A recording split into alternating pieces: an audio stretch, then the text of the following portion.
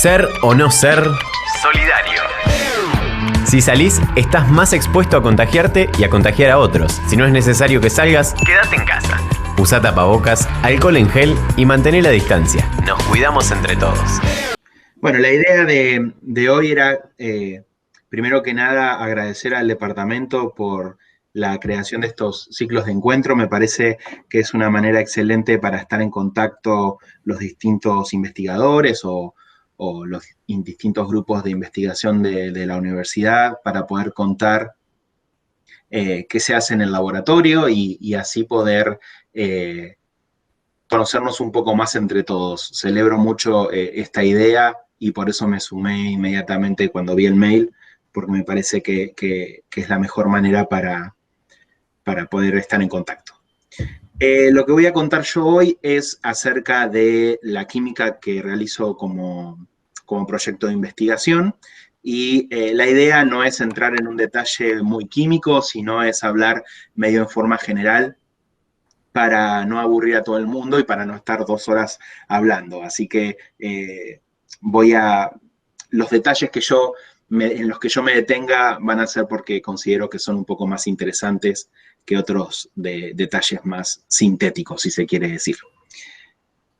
Cuando me preguntan a qué me dedico, inmediatamente que cuento que trabajo en la química de hidratos de carbono o que trabajo con hidratos de carbono, enseguida viene a la mente los panificados y te dicen, uy, por favor, busca algo para que la harina no engorde. Y bueno, obviamente de eso no se trata mi investigación, sino que se evalúan los hidratos de carbono o los carbohidratos desde otro punto de vista. Los hidratos de carbono son las moléculas más abundantes del planeta, las podemos encontrar en casi cualquier lugar y de hecho son la principal parte constituyente de la biomasa, de allí su abundancia. Por otro lado, las funciones que cumplen son muy variadas. Si uno analiza cualquier proceso bioquímico que ocurre en una célula, se va a encontrar que en algún paso o en varios pasos está involucrado al menos un hidrato de carbono. Como podemos ver en la figura, los hidratos de carbono generalmente están asociados a las interacciones extracelular, ¿sí? Que ocurren con la célula y algún otro organismo, como podemos ahí ver en la foto, bacterias, virus, o directamente con otras células, como pueden ser, por ejemplo, en la reacción inflamatoria, cuando los linfocitos se unen para poder dar esa respuesta inflamatoria. Si hacemos una búsqueda bibliográfica, vamos a encontrar en 2009 este review de Nature, en donde están citados todos los medicamentos en base a hidratos de carbono, y fíjense que entran en una página, más allá del tamaño que yo le di a la foto, son menos de 20 compuestos en base a hidratos de carbono que están utilizándose actualmente como una droga o como un medicamento. Seguimos la búsqueda bibliográfica, vamos a toparnos con este libro del 2012 que hace referencia a un par de docenas. Este libro del 2016 tiene todo un capítulo que enumera a todas las drogas en base a hidratos de carbono, y fíjense que para que entren en un capítulo de un libro, o el capítulo tiene 80.000 páginas, o son pocas moléculas, y en realidad ese es el hecho, son muy pocas moléculas. Y si analizamos los últimos 3 años, 2019, 18 y 17, de los medicamentos que la FDA permitió o incorporó para su uso comercial, vamos a ver que en los últimos 3 años se incorporaron aproximadamente 150 drogas, siendo el 2018 el año con récord en la incorporación de drogas a través de la FDA. La FDA es la que regula las drogas en Estados Unidos. Cuando digo drogas me refiero a medicamentos, ¿no es cierto? Y lo que llama mucho la atención es que de esos 3 años, solamente 3 moléculas o 3 drogas fueron en base a hidratos de carbono. Y de hecho, sí, yo sé que la pasé muy rápido a la diapositiva porque esa era la idea, en 2009 ya aparecía una molécula que es análogo del migalastat, por lo tanto podemos decir que de los últimos 3 años solamente se incorporaron 2 moléculas nuevas en base a hidratos de carbono. Entonces, si yo dije que eran las biomoléculas más abundantes del planeta, por otro lado dije que participan en innumerables funciones biológicas, y además, si uno hace una búsqueda bibliográfica, se va a encontrar con una lluvia de papers y trabajos que tratan sobre la química de los hidratos de carbono. ¿Por qué no tenemos tantos medicamentos utilizados en la actualidad que tengan como base fundamental la estructura de un hidrato de carbono? Y la respuesta está bastante al alcance de la mano y se debe a que la síntesis es muy compleja. Es muy compleja y está individualizada. ¿Qué quiero decir con esto? Que uno puede optimizar una ruta sintética, por ejemplo, para la glucosa, pero cuando después quiere trasladar esa ruta sintética a una manosa, se encuentra que o la reacción es muy mala, con un rendimiento muy bajo, o puede en algunos casos directamente no avanzar. En cambio, por ejemplo, cuando uno navega, va a encontrar un montón de medicamentos, incluso vacunas, en base a proteínas. Y eso se debe a que la generación de un enlace peptídico generalmente siempre se logra de la misma manera. En cambio, lograr enlaces glicosídicos se requiere de tener en cuenta demasiados factores que hacen que no se pueda extrapolar tan sencillamente una reacción de una molécula a otra molécula. Si se quiere, por ejemplo, cuando hablamos de metabolitos inspirados en la naturaleza, cuando, por ejemplo, se descubre que cierta planta posee un metabolito y ese metabolito presenta mucha actividad para alguna enfermedad en particular o como bactericida, inmediatamente uno dice, bueno, ya está, encontramos la solución. Pero ¿qué pasa? Se da cuenta que para poder obtener una masa relativamente importante de ese metabolito, necesita procesar 400 kilos de la planta. Por lo tanto, eso se vuelve completamente poco eficiente. De ahí que uno va al laboratorio y empieza a tratar de sintetizar la molécula y se encuentra con estas síntesis totales de compuestos biológicos que suelen llevar muchos pasos de síntesis con rendimientos globales muy bajos. Por lo tanto, ese es el caso de los hidratos de carbono y esa es la razón por la cual, o una de las razones por la cual encontramos tan pocas drogas en base a hidratos de carbono.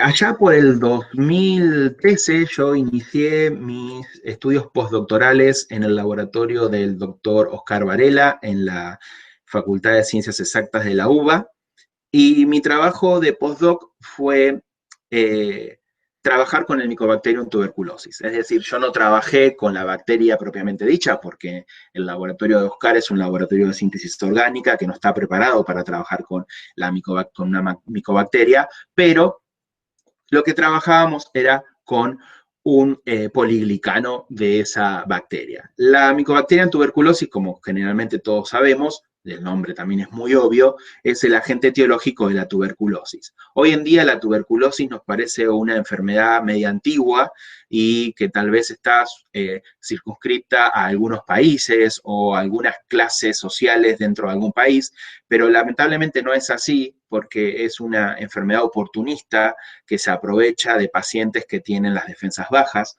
Por lo tanto, es una enfermedad que está constantemente acechando a cualquier sociedad. Por eso no podemos decir que se trata de una enfermedad de un país subdesarrollado o tercermundista, porque se encuentra como problemática en cualquier país en el cual existan personas que se enfermen. La existencia de este poliglicano que tiene la micobacteria es muy interesante porque presenta esa estructura que yo dibujé. Obviamente el poliglicano de la membrana celular está formado por cientos de monosacáridos, pero lo interesante es esta secuencia en donde se encuentran unidos 3 unidades de galactofuranosa y una unidad se une a través de un enlace 1,5 y otra unidad se une a través de un enlace 1,6. Y la peculiaridad es que la bacteria, para poder sintetizar ese poliglicano, requiere de una enzima que se llama galactofuranosidasa, y la galactofuranosidasa es propia de las bacterias del género Mycobacterium y no se encuentra en los humanos. Por lo tanto, buscar un inhibidor de esa enzima podría ser un potencial fármaco que sería selectivo a la bacteria y no le causaría ningún problema al huésped, que en ese caso seríamos nosotros.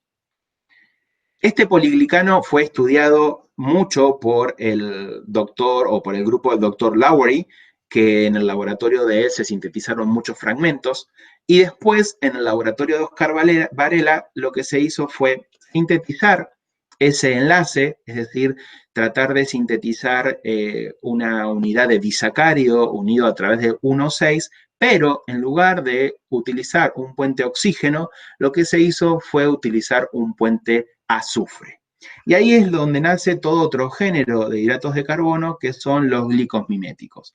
Los glicomiméticos no son ni más ni menos que hidratos de carbono con diferentes cualidades o propiedades químicas. Algunas se pierden, otras se ganan, y eso se debe a que ya sea que el oxígeno del anillo o el oxígeno extra glicosídico sea reemplazado por algún otro átomo. De esta manera, si reemplazamos el oxígeno del anillo por nitrógeno, estamos en presencia de los iminoazúcares, por azufre en presencia de los tioazúcares, por carbono en presencia de los carbazúcares. Yo ahí decidí poner carbono, pero en realidad podríamos poner metileno, carbono hidrógeno 2, y también se utiliza mucho carbono flúor 2. Si lo que estamos cambiando entonces es el oxígeno de afuera del anillo, el oxígeno interglicosídico, podemos cambiarlo por un átomo de nitrógeno y ahí estaríamos en presencia de los N-glicósidos, de azufre, tioglicósidos, carbono, carbonoglicósidos o C-glicósidos. También podemos usar selenio, telurio, pero ya esos no son átomos tan comunes. Así entonces, el grupo de Oscar se enfocó en la síntesis de ese disacárido a través de puente azufre, y mi trabajo de postdoc fue enfocarme en la síntesis del disacárido unido a través del enlace 1,5, pero a través de un enlace azufre. Así fue que planteamos la síntesis de esas dos moléculas, que la molécula de la izquierda está formada por dos unidades de galactosa, de galactofuranosa, y mientras que este otro disacárido tiene una unidad de galactofuranosa y la otra unidad de L-altrosa. Recuerden que los hidratos de carbono pueden responder a una serie D o una serie L en función de cuál es, para dónde está, como le solemos decir a los alumnos, el último OH. En este caso estaríamos respondiendo al azufre. Cuando lo tenemos para un lado o por el otro, podríamos pasar a tener una D-galactosa o una L-altrosa. Luego de aproximadamente 8 meses de arduo trabajo, nos dimos cuenta que no íbamos a poder llegar a estas moléculas. Cuando uno se plantea la síntesis de hidratos de carbono, es muy importante ir buscando los grupos protectores que te permitan proteger y desproteger ciertos OHs para poder ir haciendo que la cadena crezca. Lo que descubrimos luego de 8 meses fue que podíamos llegar a estas moléculas muy similares, que iban a seguir teniendo dos unidades de galactosa y una unidad de galactofuranosa y una unidad de L-altrofuranosa, pero las dos unidades terminales iban a ser 6-desoxi. Es decir, que en el carbono 6, en lugar de tener un OH, ese OH iba a estar reemplazado por otro protón y directamente íbamos a tener carbono hidrógeno 3.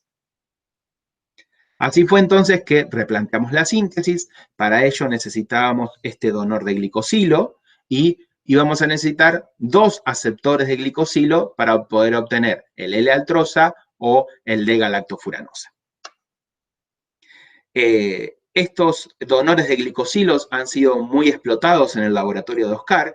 ellos no son los que lo sintetizaron por primera vez, pero sí que han sido un grupo pionero en su utilización y en su uso masivo, ¿no es cierto? Lo han publicitado un montón porque tiene muchas propiedades para poder generar enlaces glicosídicos estereoselectivos. Así entonces me enfoqué en la síntesis de los dos tioles, ya sea el configuración de GAL y el configuración L-altro, y fíjense que después de 8 pasos de síntesis, con un rendimiento global del 18%, logré acceder al tiol con la configuración de galacto. Ese se hizo reaccionar con el donor que recién les comentaba para efectivamente tener a mi disacárido objetivo luego de 10 pasos con un rendimiento global del 6%. De manera similar, se obtuvieron el tiol con la configuración de L-altro y se obtuvo el disacárido objetivo luego de 9 pasos con un 7% de rendimiento global. El paso más importante era efectivamente evaluar su actividad biológica y ver si efectivamente estos dos disacáridos podían o no inhibir a la galactofuranosidasa. Como les contaba, en el laboratorio no podíamos trabajar con la micobacteria, pero en el laboratorio de Oscar cultivan un hongo y este hongo se le extrae una enzima que es una galactofuranosidasa que responde de la misma manera que el de la micobacteria. Entonces uno puede hacer ensayos y después extrapolar los resultados. Y está trabajando con un hongo que es un patógeno mucho más benéfico, por decirlo de alguna manera, porque no es la micobacteria. Si bien no deja de ser un patógeno, no tiene el mismo peligro, ¿no es cierto?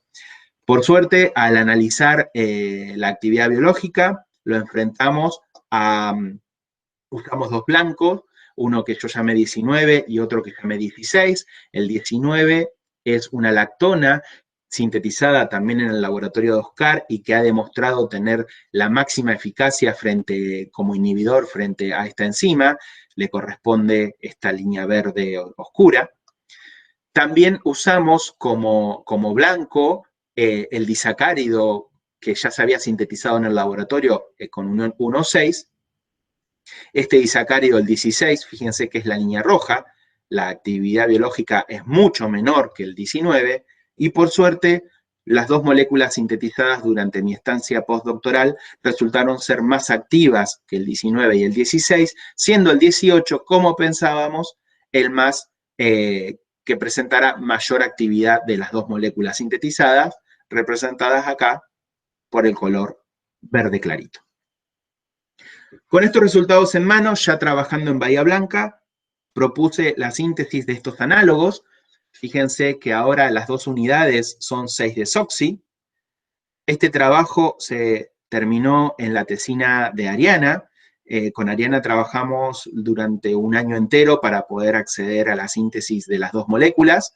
Efectivamente pudimos sintetizarlas y en este 2020 mi trabajo era resintetizarlas para poder juntar masa porque nos habíamos quedado sin cantidades como para hacer los ensayos biológicos y además queríamos poder optimizar algunos pasos de desprotección que no nos habían ido muy bien durante la tesina, pero que nos había significado llegar igual a las moléculas.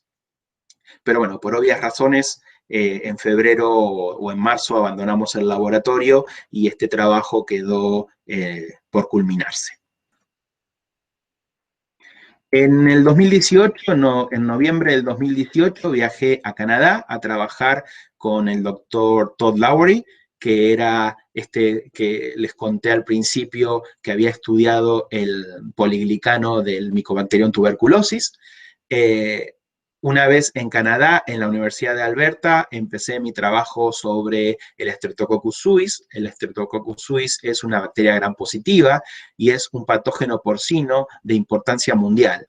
Esto significa que lo podemos encontrar en cualquier parte del mundo, ya sea, por ejemplo, en China, Japón y Tailandia, que son los países de mayor producción porcina, termina siendo un grave problema a la hora de de las pérdidas que generan en la producción porcina. Estados Unidos es otro punto muy importante en donde se generan muchos casos de esta enfermedad y por ende muchas pérdidas para la producción porcina. Y Canadá y Argentina se encuentran como países que sufren de este flagelo, pero como son países que todavía no se dedican demasiado a la exportación de carne, a la explotación de carne porcina, todavía no sufren tantos problemas. Durante este año se ha comentado que Argentina probablemente firme un convenio con China para generar megagranjas de criaderos de porcino, por lo tanto es muy probable que de ahora en más este patógeno se vuelva muy conocido entre los argentinos. Sumado a todo esto, es un agente zoonótico, es decir, que se puede transferir o contagiar desde el animal a las personas, ya sea por contacto directo con el animal infectado o por contacto directo con la carne cruda, ¿no? Cuando se empieza a procesar la carne porcina, aquellos empleados que manejan la carne también terminan infectados. Durante lo que va de la pandemia hemos escuchado, o no sé si yo tuve la mala suerte de encontrarme con un par de artículos en Google en donde se marcan un montón de nuevas potenciales bacterias o virus que podrían ser pandemia. Bueno, el Streptococcus suis podría ser un futuro COVID-19, por eso es tan importante su estudio y su conocimiento. En el laboratorio de Todd, lo que se planteaba, a diferencia del laboratorio de Oscar, es generar una vacuna. En el laboratorio de Oscar buscábamos inhibidores de una enzima.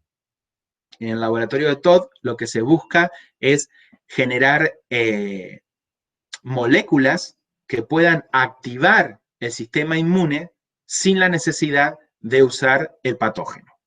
De esta manera, lo que se proponía era, conociendo el poliglicano de la pared celular del Streptococcus suis, fragmentarlo de forma artificial, es decir, sintetizar nosotros en el laboratorio pequeños fragmentos para evaluar cuál de todos esos fragmentos genera una mayor respuesta inmune y de esa manera sería un potencial generador de una vacuna.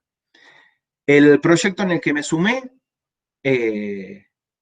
pretendía sintetizar 14 fragmentos, obviamente que yo en un año no iba a poder sintetizar 14 fragmentos del poliglicano, entonces disminuimos la idea a sintetizar este megafragmento.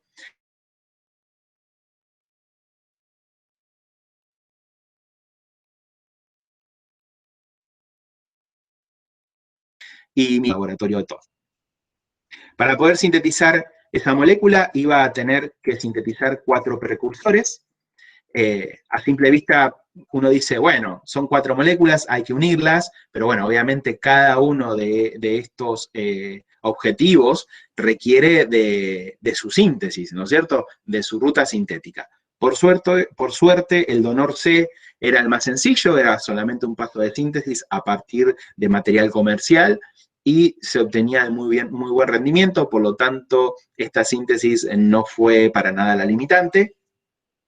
Pero cuando empezamos a sintetizar los demás, en realidad yo los empecé a sintetizar solo.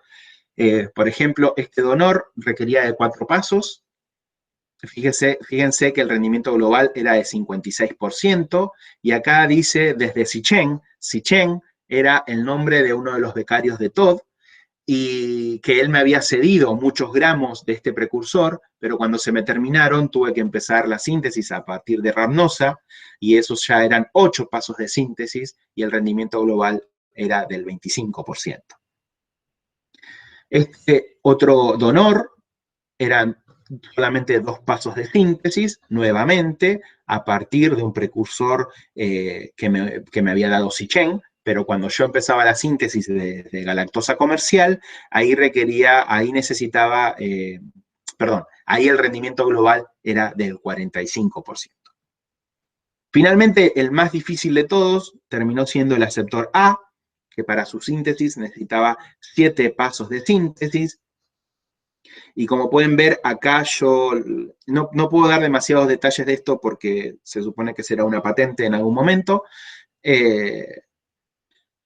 Este paso de síntesis realmente era un dolor de cabeza y nunca pude obtener un rendimiento que se mantuviera en el tiempo, que sea reproducible, sino que siempre obtenía un rango. Y el rendimiento global era del 15%, utilizando obviamente el extremo mayor del rango. Si utilizaba el extremo menor, este 15% probablemente esté alrededor del 8% global, partiendo desde la glucosa comercial. Una vez que tuve las 4 moléculas y que de cada una junté varios gramos, muchos gramos, empecé la síntesis, así a través del donor A y el aceptor A accedí a la síntesis del disacárido B. El disacárido B tiene una particularidad muy importante y es que la rhamnosa, generalmente, cuando uno la hace reaccionar para generar un enlace glicosídico, el enlace que se forma es alfa y lo que yo tenía que lograr es que fuera beta, por lo tanto había que buscar las condiciones necesarias para que ese enlace fuera beta. Lo logré, por suerte. Luego, con el disacárido, con la rhamnosa en beta, lo hacíamos reaccionar con el donor B.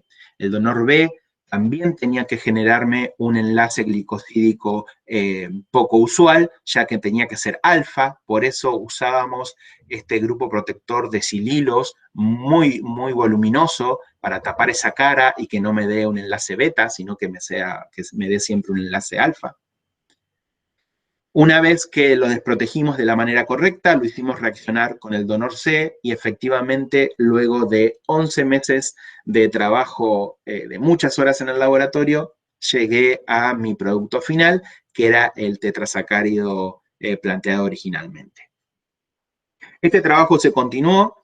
La doctora Pei-Shen Lee se encargaba de la parte enzimática y se encargaba de la unión de los fragmentos a la albúmina sérica. La albúmina sérica es muy necesaria para magnificar esta respuesta inmune y sobre todo para la parte de los ensayos in vitro. Y el doctor Manas Hanna también se encargaba de la síntesis de algunos de los fragmentos luego de que yo terminé con mi parte experimental.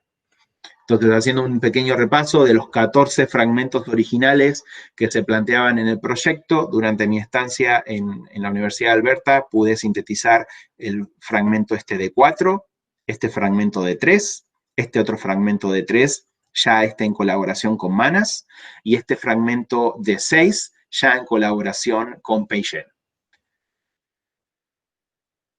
Hasta acá podríamos decir que estuve hablando de lo que a mí me gusta decirle, y esto es puramente mío, no está en ningún libro, química de hidratos de carbono. ¿Por qué D? ¿Por qué hago tanta énfasis en esa D? Porque la química de hidratos de carbono lo que hace es estudiar a los hidratos de carbono, desarrollar metodologías sintéticas que me permitan obtener a partir de una molécula simple, una molécula más compleja, siempre hablando como molécula que sea un hidrato de carbono.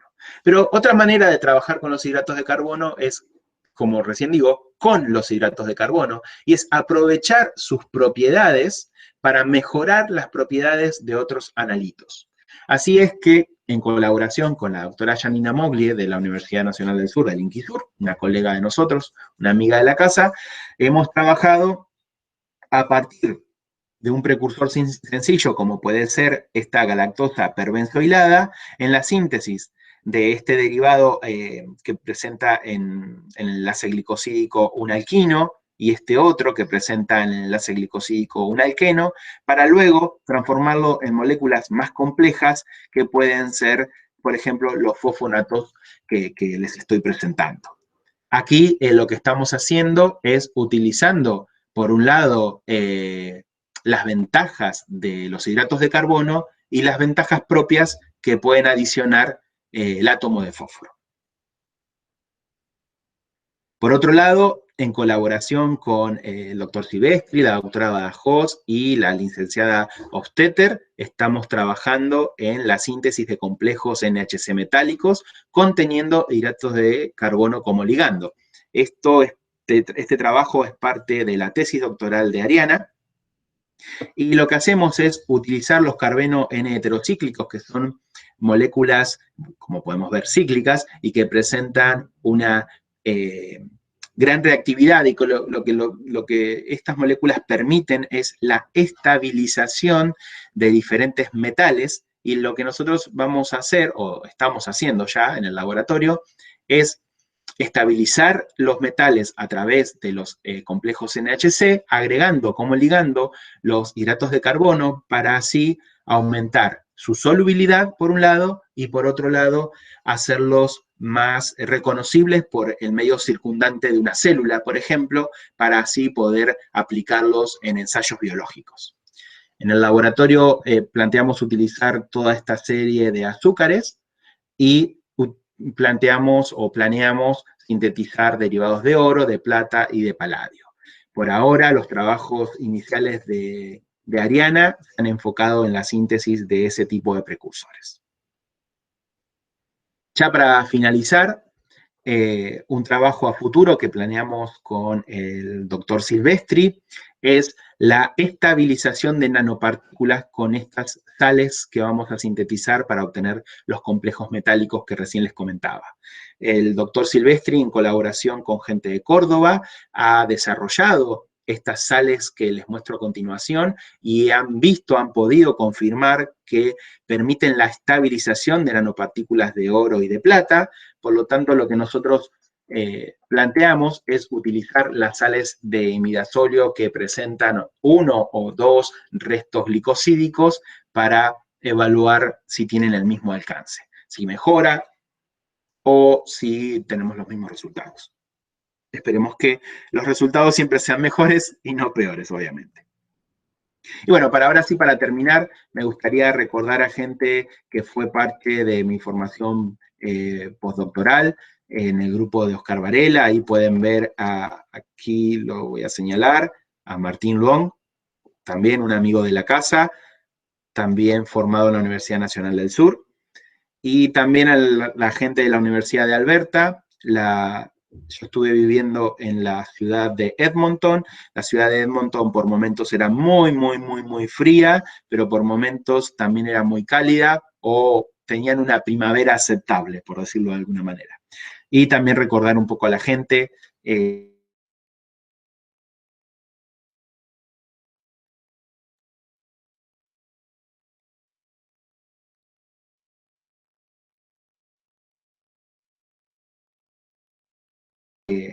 circunscripta a mi beca de estancia en Canadá. Bueno, para finalizar, muchas gracias y espero no haberlos aburrido.